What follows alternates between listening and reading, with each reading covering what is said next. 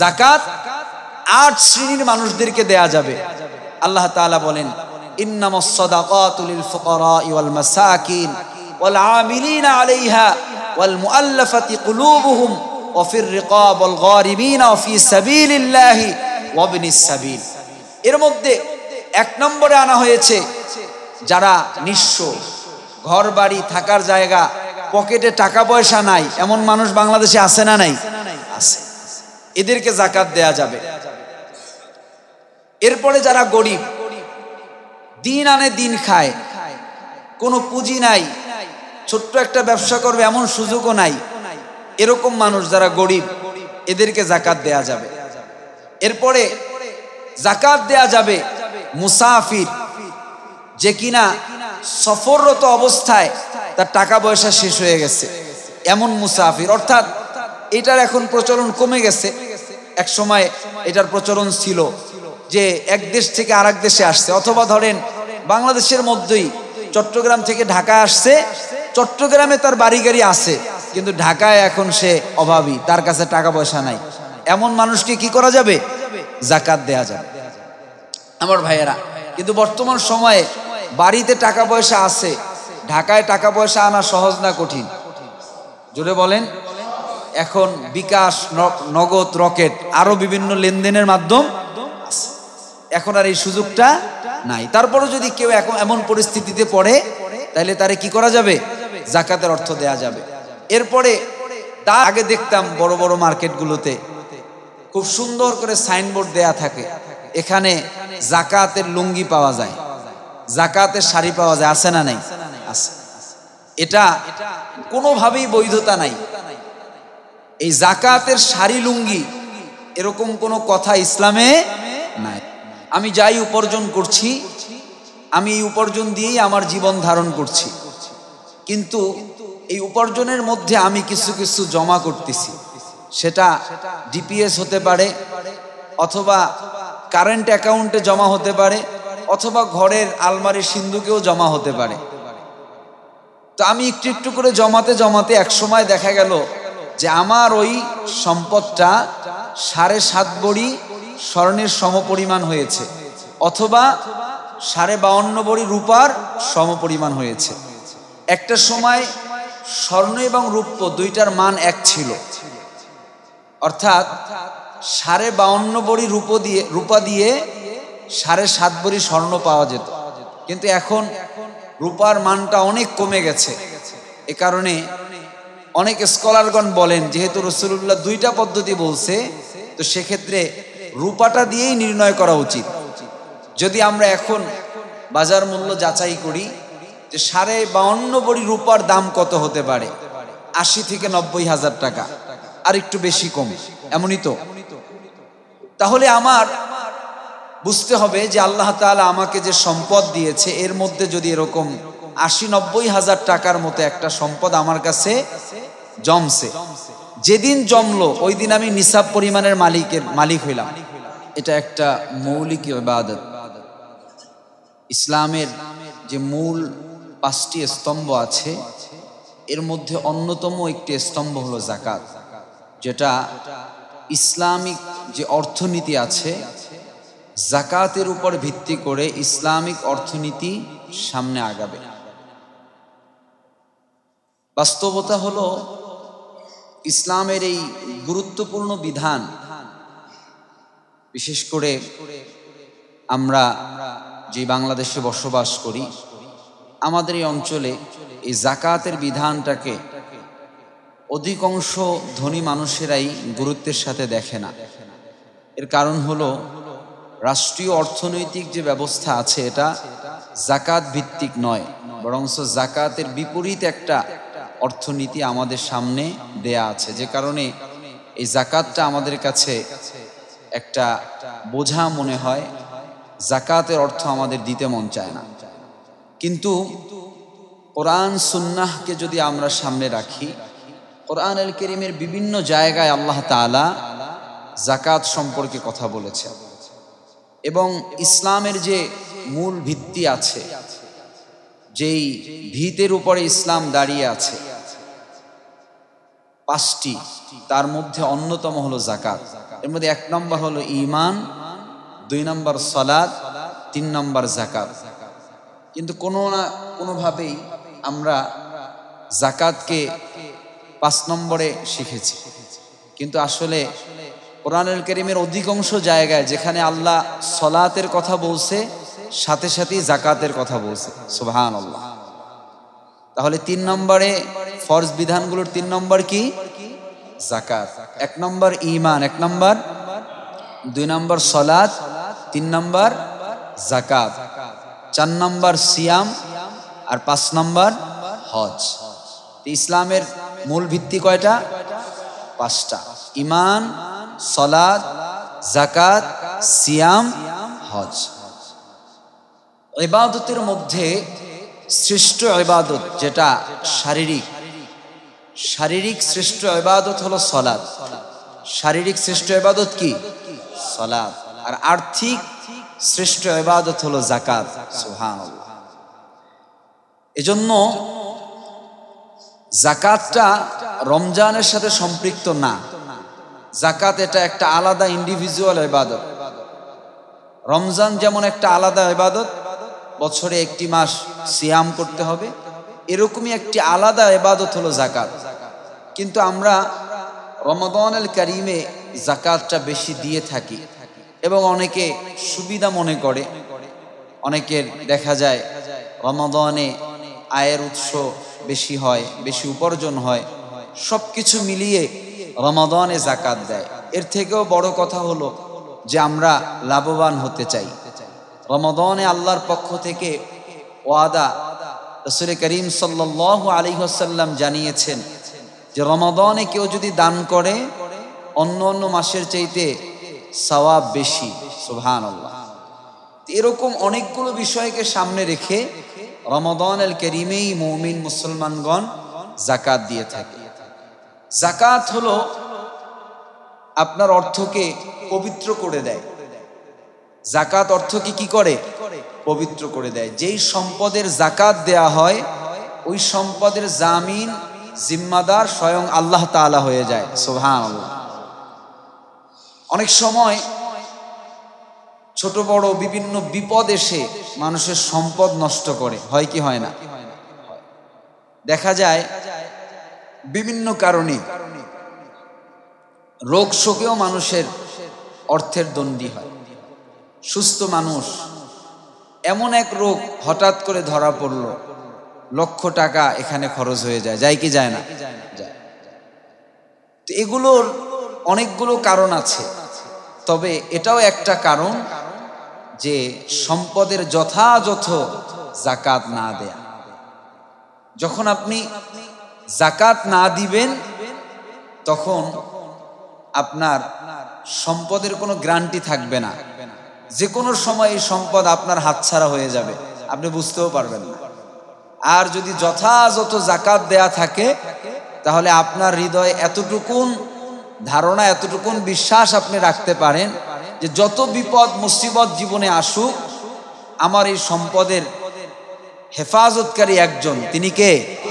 আল্লাহ। আল্লাহ যদি কারো সম্পদ হেফাজত করে তাহলে তার থেকে এই সম্পদ কেউ ছিনিয়ে নিতে পারবে? পারবে না।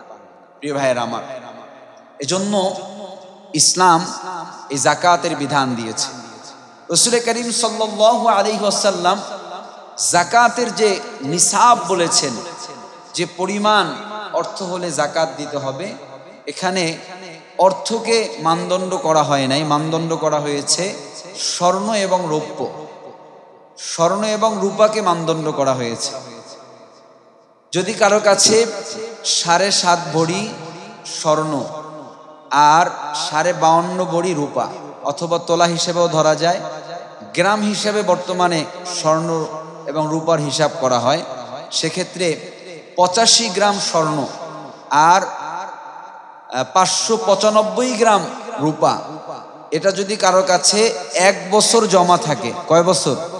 1 বছর। অর্থাৎ আমি যাই উপার্জন করছি, আমি এই উপার্জন দিয়েই আমার জীবন ধারণ করছি, কিন্তু এই উপার্জনের মধ্যে আমি কিছু কিছু জমা করতেছি।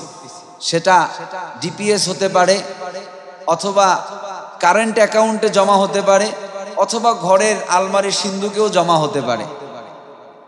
তো আমি একটু একটু করে জমাতে জমাতে এক সময় দেখা গেল যে আমার ওই সম্পদটা 7.5 ভরি স্বর্ণের সমপরিমাণ হয়েছে, অথবা 52.5 ভরি রূপার সমপরিমাণ হয়েছে। একটা সময় স্বর্ণ এবং রূপ্য দুইটার মান এক ছিল, অর্থাৎ 52.5 ভরি রূপা দিয়ে 7.5 ভরি স্বর্ণ পাওয়া যেত। কিন্তু এখন রূপার মানটা অনেক কমে গেছে। এ কারণে অনেক স্কলারগণ বলেন, যেহেতু রাসূলুল্লাহ দুইটা পদ্ধতি বলছে, তো সেক্ষেত্রে রূপাটা দিয়েই নির্ণয় করা উচিত।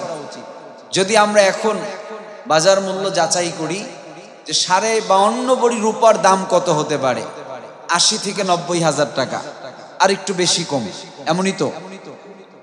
তাহলে আমার বুঝতে হবে যে আল্লাহ তাআলা আমাকে যে সম্পদ দিয়েছে এর মধ্যে যদি এরকম 80-90 হাজার টাকার মতো একটা সম্পদ আমার কাছে জমছে, যেদিন জমলো ওই দিন আমি নিসাব পরিমাণের মালিক হইলাম। যেদিন আমার কাছে এই টাকাটা জমলো ওই দিন আমি কি হইলাম? নিসাব পরিমাণ সম্পদের মালিক হলাম। এরপরে 1 বছর অতিক্রম করতে হবে। কয় বছর? 1 বছর। অর্থাৎ এই 1 বছরে আমার এখানে বাড়ছে কিন্তু কমে নাই। এই 90 হাজারের সাথে কি হয়েছে? যোগ হয়েছে কিন্তু কমে নাই। অর্থাৎ ওই নিসাবের থেকে যদি কমে যায় ওইখানে জমানো টাকাটা, তাইলে আবার কি হবে না? যাকাত হবে না। আবার যেদিন নিসাব হবে ওই দিন থেকে হিসাব করতে হবে। তার মানে রমজানের সাথে এই হিসাবের কোনো মিল আছে? মিল নাই। এটা 20 তারিখে হতে পারে, জানুয়ারিতে হতে পারে, ফেব্রুয়ারিতে হতে পারে, অন্য মাসেও হতে পারে। তবে যাকাতটা মূলত চন্দ্র মাসের সঙ্গে সম্পৃক্ত। তাহলে আমরা কাটায় কাটায় হিসাব করলে আমরা পারবো না। তবে আমরা যদি এরকম চিন্তা করি যে গত রমাদানে আমার কাছে কতটুকুন জমা ছিল, এই রমজানে কতটুকুন জমা আছে, এটা শুধু গচ্ছিত অর্থ স্বর্ণ এবং রূপো এমন না, বরঞ্চ যারা আমরা ব্যবসা করি, ব্যবসায়িক যে মালামাল আছে, ব্যবসায়িক মালামাল কমে বাড়ে।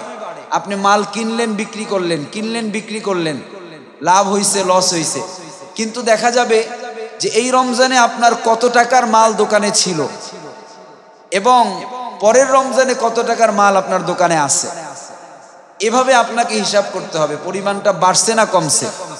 এবং দেখা গেছে বর্তমান সময়ের ব্যবসায়িক যে ধারা, এখানে দেখা যায় একজনের যদি কোটি টাকার সম্পদ থাকে, তাহলে এই সম্পদের এগেনস্টে তার আবার কোটি টাকা পরিমাণ ব্যাংক লোন থাকে, আছে না নাই?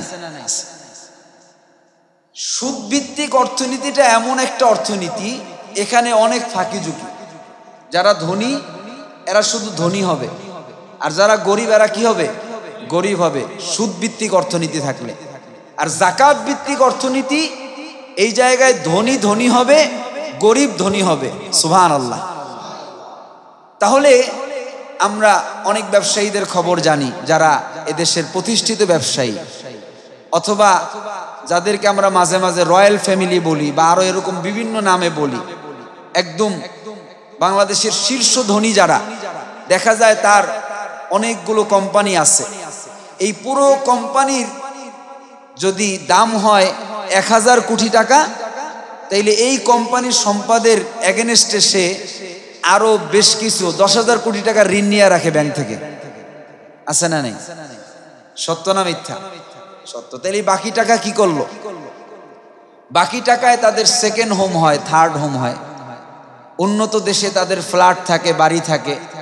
যখন সমস্যা মনে করবে তখন প্রাইভেট জেটে চড়ে এই দেশে আর থাকবে না, আছে না নেই? তো এই হলো সুদ ভিত্তিক অর্থনীতি। এখন তাহলে তার যাকাত হবে কত? এটা সম্পূর্ণ একটা বাটপাড়ি সিস্টেম। দেখা যায় একটা ব্যবসার উদ্দেশ্যে একটা ল্যান্ড কিনবে অথবা একটা ফ্যাক্টরি দিবে, এই ফ্যাক্টরি দিতে তার দরকার আছে 20 কোটি টাকা, সে ব্যাংকে লোন করে 50,000 কোটি টাকা। কত টাকা লোন করে? 50,000 কোটি টাকা ওই ফ্যাক্টরির বিপরীতে লোন করে। এরপরে দেখায় যে এই ফ্যাক্টরি যদি কোনোদিন আবার ক্ষতি হয়, আগুন লাগুক, কোনোভাবে তার ফ্যাক্টরি ক্ষতিগ্রস্ত হয়, তাইলে এটার আবার লস দেখায়, ওই যে লোনের লস, যে আমি এই লোন নিয়ে এটা করছি, এই লস। মানে কত বড়, মানে বাটপাড়ির কত লেভেলে এটা হইতে পারে। তাহলে এরকম সুযোগ যদি থাকে তাইলে সে কোনোদিন গরিব হবে? কথা বলেন, সে কোনোদিন গরিব হবে না। সে গরিবের রক্ত চুষে চুষে আরো ধনী হবে। আল্লাহ মাফ করুন, এটা ভিন্ন কথা। কিন্তু আমরা যেটা আমাদের অর্থনীতিতে যেটা আছে, দেখা যায় আমরা এই ঈদের মৌসুমে, বিভিন্ন ব্যবসায়িক মৌসুমে ক্ষুদ্র ব্যবসায়ী যারা 5 লাখ 10 লাখ টাকায় যারা ব্যবসা করে, দেখা যায় একটা ঋণ করে আত্মীয় স্বজন থেকে অথবা অন্য কোনো মাধ্যম থেকে 5 লাখ টাকা ঋণ করে ব্যবসার মাল উঠায়, এরপরে এই ঈদের সময় বিক্রি করে, রমজানে বিক্রি করে, আবার কি করে ঈদের পর এই ঋণ শোধ করে দেয়। এমনটা আছে না? এদের ক্ষেত্রে কি বিধান? যে আমার গচ্ছিত টাকা আছে এত, ঋণ আছে এত, এই ঋণটা বাদ দেওয়ার পরে কত আছে, ঋণ বাদ দেওয়ার পরে কত আছে, এটার উপরে জাকাত হবে। এটা যদি নিসাবের বেশি হয় তাহলে কি হবে? জাকাত দিতে হবে। আর যদি নিসাবের কম হয় তাইলে আর জাকাত দেয়া লাগবে না। আমার ভাইয়েরা, টোটাল কথা হলো, বর্তমান সময়ে এই 80-90 হাজার টাকা, 1 লাখ টাকা জমা আছে এমন মানুষের সংখ্যা বেশি না এমন মানুষের সংখ্যা বেশি যাদের কাছে লাখখানেক টাকা নাই? আছে এমনটাই কি বেশি। কারণ একদম কম উপার্জন যে মানুষ করে, রাজমিস্ত্রির সঙ্গে কাজ করে অথবা রিক্সা চালায় অথবা অটো চালায়, এমন মানুষও এই মোটামুটি 1-1.5 লাখ টাকার একটা সেভিং তার থাকে। এবং মানুষের একটা কমন ট্রেন্ড তৈরি হয়েছে যে কখন কি হয়ে যায়, কিছু টাকা জমা রাখি। এই ট্রেন্ডের কারণে কি হয়, ওই কিছু জমা রাখতে গিয়ে এমন রোগ হয় 2 দিনে পুরা টাকা শেষ হয়ে যায়। এমন বিপদ আসে, ওই পুরা টাকাটা বিপদে শেষ হয়ে যায়, হয় না? কিন্তু যদি এমন চিন্তা না হয়ে চিন্তাটা এমন হতো যে আল্লাহ, কিছু সম্পদ আমি গচ্ছিত করলাম, আমার সন্তান সন্ততি আছে, বিপদে আপদে প্রয়োজনে আমি দিনের রাস্তায় খরচ করব, আবার আমার প্রয়োজনে আমি ব্যবহার করব, এই নিয়তটা যদি দিন কেন্দ্রিক হয়, দুনিয়া কেন্দ্রিক না হয়, তাইলে এই সম্পদের জামিন কে হবে? আল্লাহ হয়ে যাবে। প্রিয় ভাইয়ের আমার, তাহলে যাদের এই পরিমাণ অর্থ স্বাভাবিক জীবন চলার পরে জমা আছে, তাদেরকে জাকাত দিতে হবে। 100 টাকায় কয় টাকা জাকাত হয়? 2.5 টাকা। 100 টাকায় কয় টাকা? 2.5 টাকা। 1000 টাকায় 25 টাকা। 1000 টাকা 250 না, 1000 টাকায় 25 টাকা। 1 লক্ষ টাকায় 2500। এখন ধরেন যারা 1 লাখ 2 লাখ টাকার মালিক, এদের তো 5000 4000 জাকাত হয়েছে। এখন যারা কোটি টাকার মালিক, এদের জাকাত কত হবে? অনেক জাকাত হয়ে যায়। এই কোটিপতিরা এই জায়গায় গরিমসি করে। আবার এই কোটিপতি ব্যবসায়ীদেরও ফাঁদ আছে। এখন মার্কেটে যাওয়ার সুযোগ তেমন হয় না, আমাদের এই জোনের মার্কেটগুলোতে নাই। আগে দেখতাম বড় বড় মার্কেটগুলোতে খুব সুন্দর করে সাইনবোর্ড দেয়া থাকে, এখানে জাকাতের লুঙ্গি পাওয়া যায়, জাকাতের শাড়ি পাওয়া যায়, আছে না নাই? আছে। এটা কোনোভাবেই বৈধতা নাই। এই জাকাতের শাড়ি লুঙ্গি এরকম কোনো কথা ইসলামে নাই। ইসলাম বলে তুমি জাকাত দিবা, ওই সম্পদের মালিক তারে বানাইয়া দেওয়া। সম্পদের কি করা? মালিক বানাইয়া দেওয়া। অর্থাৎ আপনি তারে লুঙ্গি দিলেন, শাড়ি দিলেন, আর এই জাকাতের শাড়ি লুঙ্গি দেখা যায় একবার ধুইলে দ্বিতীয়বার আর কি করা যায় না, ব্যবহার করা যায়? ব্যবহার করা যায় না, ছিঁড়ে যায়। এবং দুঃখজনক হলেও সত্য, যদিও এখন এইটা কিছুটা কমে আসছে, কিন্তু আমরা দেখেছি এরকম জাকাতের শাড়ি লুঙ্গি নিতে গিয়ে পায়ে পিষ্ট হয়ে মানুষ মারা গেছে বাংলাদেশে, যায় নাই? এটা কোনোভাবেই বৈধ হতে পারে না। হ্যাঁ, আপনি ঈদ সামগ্রী উপহার দিবেন, এটা জাকাত থেকে না, অন্যভাবে দেন, সাধারণ দান দেন, সাদাকা দেন, এর বিনিময়ে আল্লাহ আপনাকে দিবে। আপনি যদি 50,000 টাকার শাড়ি লুঙ্গি জাকাত দেন, গরিবের তেমন কোনো উপকার হবে না। কিন্তু আপনি গরিবদেরকে আমভাবে না দিয়ে আপনার আপনজন গরিব আছে, আপনার আত্মীয় স্বজন, জাকাত আবার উপরে আর নিচে দেওয়া যাবে না। মা বাবা দাদা দাদি এদেরকে দেওয়া যাবে না, সন্তান নাতি নাতনি এদেরকে দেওয়া যাবে না। তাহলে এর বাইরে ভাই, খালা, ফুপি, মামা, চাচা এদেরকে জাকাত দেয়া যাবে। এরকম আত্মীয় স্বজন যারা আছে, এদের মধ্যে যারা গরিব, ব্যবসা করতে পারে না, উপার্জন নাই, এদেরকে যদি আপনি একটা আইডিয়া দেন, একটা ব্যবসার সুযোগ তৈরি করে দেন, একটা ঘর নির্মাণ করে দেন, যে তার আর ভাড়াটা দেওয়া লাগলো না। এরকম হয় না? গ্রাম গায়ে অনেক মানুষ আছে কষ্ট করে থাকে, তাইলে এটা তার জন্য কি হইল? একটা স্থায়ী সম্পদ হইল। আগামী দিনে সেও জাকাত দিতে পারবে এমন একটা পরিস্থিতি হবে, ঠিক কিনা? এজন্য আস-সুন্নাহ ফাউন্ডেশন দেখবেন এই জাকাতের অর্থের বন্টনটা কিভাবে করে। তারা একটা যুবককে প্রথমে কিছু জ্ঞান দেয়, তাকে কিছু শিখায়, সেটা কম্পিউটার হোক, ইংরেজি স্পোকিং হোক, অ্যারাবিক ল্যাঙ্গুয়েজ হোক, এরপরে আরো বিভিন্ন কিছু শিখায়। শিখানোর পরে তাকে কিছু মূলধন দেয়। কি দেয়? মূলধন দেয়। এরপরে আবার তারে নজরে রাখে যে এই মূলধনটা সে কি করলো, কাজে লাগাইলো কিনা। তো দেখা যায় একজন মানুষকে যদি আপনি এরকম সুন্দরভাবে তাকে কিছু জ্ঞান দিলেন এবং কিছু বুদ্ধি দিলেন, কিছু আইডিয়া দিলেন, কিছু সরঞ্জামাদি দিলেন, যা দিয়ে সে নিয়মিত উপার্জন করতে পারে, দেখা যায় ওই লোকটা আর কারো কাছে হাত পাততে হবে না। হবে? হবে না। ইসলাম এটা শিখায়।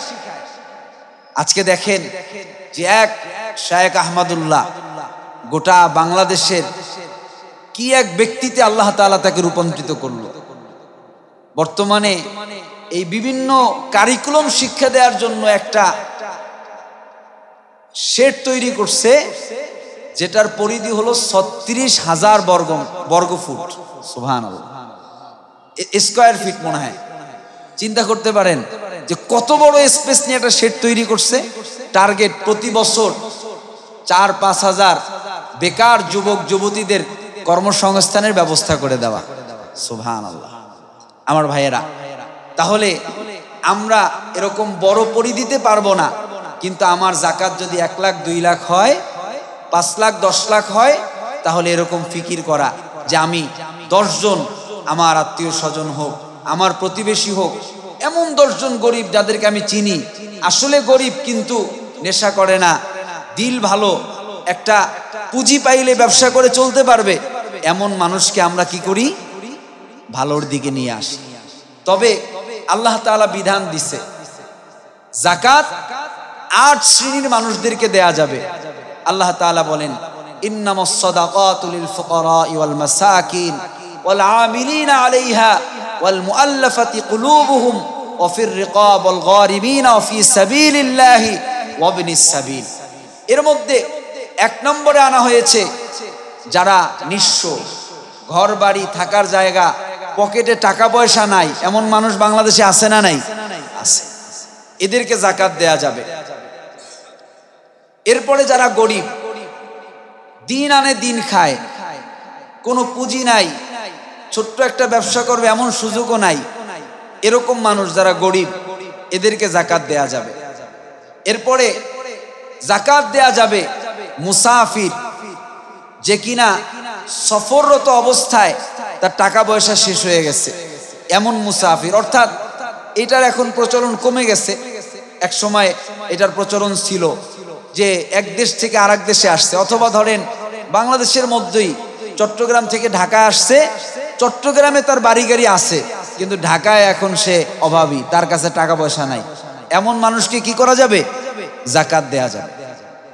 আমার ভাইয়েরা, কিন্তু বর্তমান সময়ে বাড়িতে টাকা পয়সা আছে, ঢাকায় টাকা পয়সা আনা সহজ না কঠিন? জোরে বলেন।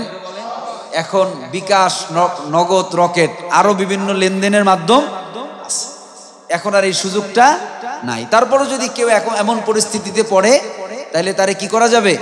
জাকাতের অর্থ দেয়া যাবে। এরপরে দাস মুক্তি, এটার প্রথাও কমে গেছে। এরপরে যারা আল্লাহর রাস্তায় জিহাদ করে, এদেরকে জাকাত দেয়া যাবে। এবং যারা জাকাতের টাকা উত্তোলন করে, এই টাকা দিয়ে, যাকাতের টাকা দিয়ে তাদের বেতন ভাতাও কি দেওয়া যাবে। আমার ভাইয়েরা, এই 8টা খাত আছে। এর মধ্যে এই ফি সাবিলিল্লাহ যেটা, এটা ফিলিস্তিন, আফগানিস্তানের মুজাহিদ যারা আছে এদেরকে এটার মধ্যে অন্তর্ভুক্ত করা যায়। যদি কারো লিঙ্ক থাকে, মাধ্যম থাকে, তাইলে এখানে এই যাকাতের টাকা কি পৌঁছে দেয়া যাবে। কিন্তু আপনি দেখবেন একই ব্যক্তি যে একদিকে অভাবী, আরেকদিকে নিঃস্ব, আবার আরেকদিকে তার অন্য অন্য যে খাতগুলো আছে এগুলোও তার মধ্যে পাওয়া যায়, তাহলে এমন ব্যক্তি যদি পান তাইলে অবশ্যই তাকে কি করতে হবে? যাকাত দিতে হবে। আপনার মনে রাখতে হবে আপনার এই যাকাতের অর্থটা এটা যেন যথাযথ কাজে লাগে। এই যাকাতের অর্থ দিয়ে আপনি সেমাই চিনি কিনে দিবেন, এটা যাকাত আদায় হবে না। সাবধান, এই চিন্তা বাদ দেন মাথা দিয়া। যে অনেক সময় দেখা যায় অনেকে যাকাতের অর্থ দিয়ে ফুড প্যাকেজ করে, তো সেটা যদি মানসম্মত হয় সেটাও মেনে নেওয়া যায়। যে একজন দিনমজুর, একজন যাকাত প্রাপ্ত ব্যক্তি, তার 1 মাসের একটা বাজার আপনি করে দিলেন, যাতে করে সে রমজানে অন্ততপক্ষে নিশ্চিন্তে সিয়াম পালন করতে পারে। এরকম উদ্যোগ, এটা সুন্দর। কিন্তু এই যে অল্প জিনিস 1 দিন 2 দিনে শেষ হয়ে যাবে, এমনটা দিলে কি হবে না? লাভ হবে না। প্রিয় ভাইয়েরা আমার, এজন্য আপনারা এই অনেকগুলো মাধ্যমের মধ্যে কোনো না কোনো ভাবে দেখা যায় আমাদের দেশের যে এতিমখানা মাদ্রাসাগুলো আছে, বিশেষ করে অনেক কওমি মাদ্রাসা আছে যেগুলো জনগণের অর্থায়নে চলে।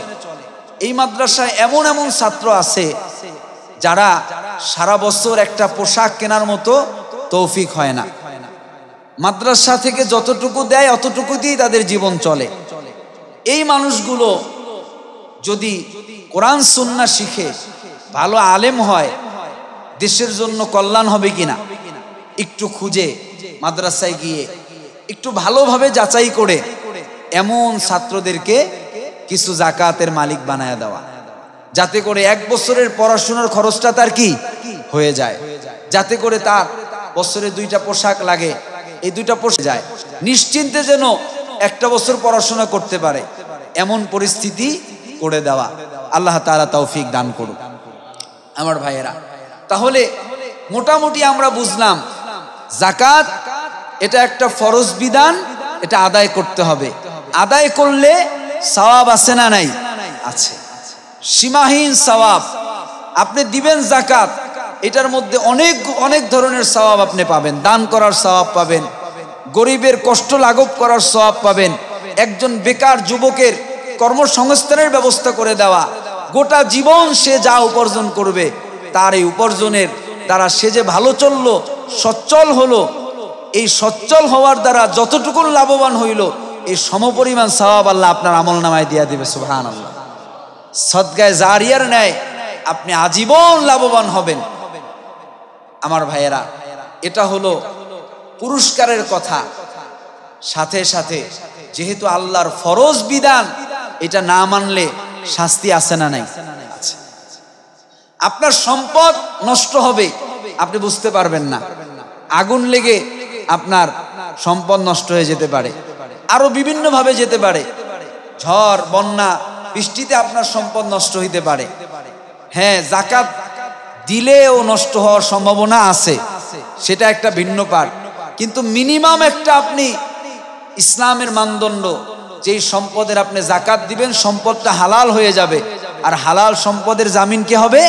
আল্লাহ। যদি কোনোভাবে ক্ষতি হয়েও যায়, কোনো না কোনো ভাবে আল্লাহ আবার আপনাকে এই সম্পদ গুছানোর তৌফিক দান করবেন। প্রিয় ভাইয়েরা, ভয়াবহতা হলো কিয়ামতের ময়দানে আল্লাহ তাআলা এই যাকাতের অর্থ যারা দেয় নাই, কোরআনুল কারীমের বিভিন্ন জায়গায় আল্লাহ তাআলা আয়াত নাযিল করেছেন, অমিম্মা রাযাকনাহুম ইউনফিকুন, আমি যেই রিজিক তোমাদেরকে দিলাম, এই রিজিক, এই সম্পদ, এই অর্থ, এগুলো আল্লাহর রাস্তায় ব্যয় করো। সুবহানাল্লাহ। কার কথা? আল্লাহর কথা। যদি দুনিয়া এভাবে না দেয়, তাহলে কিয়ামতের ময়দানে ওই সম্পদকে আল্লাহ তাআলা জাহান্নামের আগুনের মধ্যে জ্বালাবে। কি করবে? আগুনের মধ্যে জ্বালিয়ে ওই সম্পদ, এই যে আটার খামির হয়, এরকম আগুনের দলা আটার খামিরের মতো করে মানুষের বুকে পিঠে পায়ের সঙ্গে বেঁধে রাখবে, মানুষের দেহ জ্বলতে থাকবে। এই সম্পদ সাপ হয়ে মানুষের গোটা দেহকে পেঁচিয়ে কপালের মধ্যে দংশন করতে থাকবে আর বলবে, আমি তোমার বিল্ডিং, আমি তোমার ব্যাংক, আমি তোমার ব্যালেন্স, আমি তোমার ব্যবসা, আমি তোমার এই সম্পদ, আমি তোমার ওই সম্পদ, এগুলো বলবে আর দংশন করতে থাকবে।